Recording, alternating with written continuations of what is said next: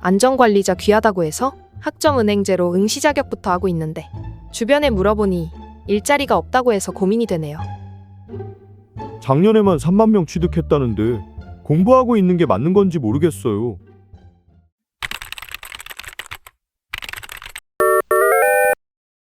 자격증의 관점에서 봤을 때 특정 자격증이 있어야 취업이 되는 직업이 있고 없어도 되는 직업이 있습니다. 오늘 주제 안전관리자라는 직업에 있어서만큼은 산업안전기사와 같은 국가기술 자격증이 필수죠.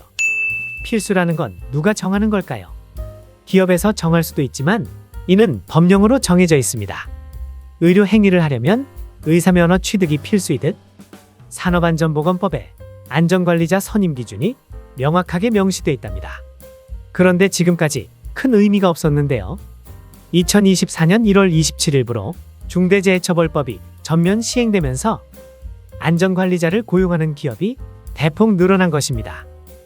중대재해처벌법이란 회사의 주인을 비롯한 임원이 안전관리, 안전교육에 적극적으로 신경 써야 된다 정도로 간략히 정리할 수 있을 것 같은데요. 중대재해처벌법을 제대로 알고 싶다면 기존의 산업안전보건법과 비교하면 이해가 쏙쏙 될 겁니다.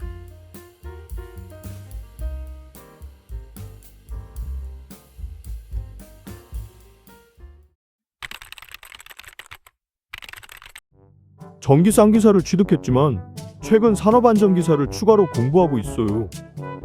요즘 이런 기사들을 어렵지 않게 찾을 수 있는데요. 실제로 기업에서 중대재해처벌법에 대응할 수 있는 전문 인력 고용에 힘쓰고 있습니다. 그렇다 보니 산업안전기사 연간 응시자 수가 무려 8만 명을 넘었습니다.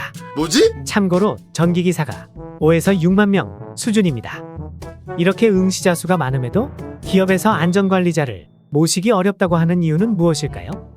아직 공급이 수요를 따라가지 못해서일까요? 중요한 건 기업에서는 바로 실무에 투입할 수 있는, 그러니까 즉각 중대재해처벌법에 대처할 수 있는 실무형 안전관리자를 뽑는다는 것입니다. 뭐야 이건? 비유를 하자면 요즘 뜨는 AI 관련해서 너나 없이 프로그래밍 공부에 뛰어들고 있습니다. 그런데 정작 기업에서는 인력 부족으로 아우성입니다. 어디서 잘못된 것일까요? 이는 누구를 탓할 게 아닙니다.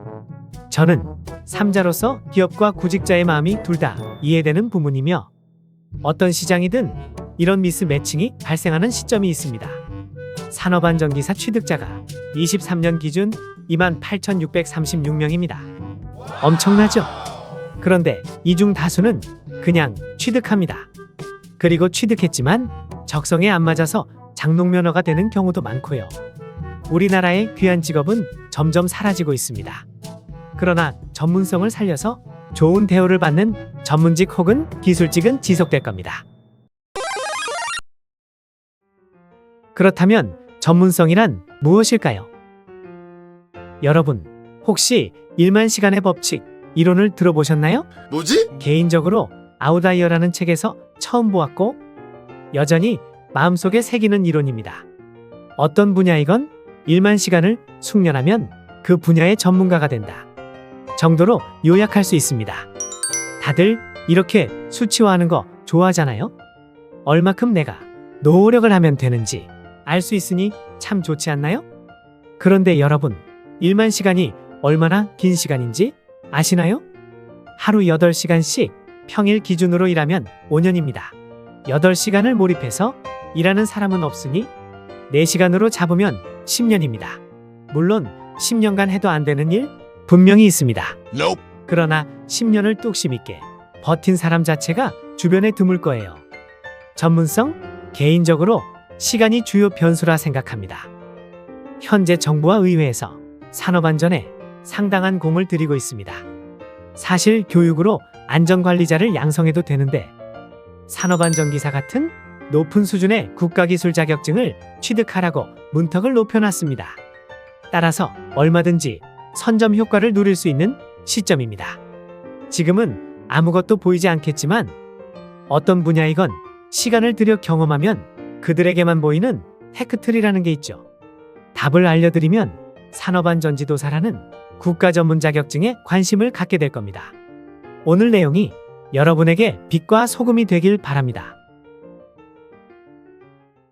오늘 마련한 영상은 여기까지입니다.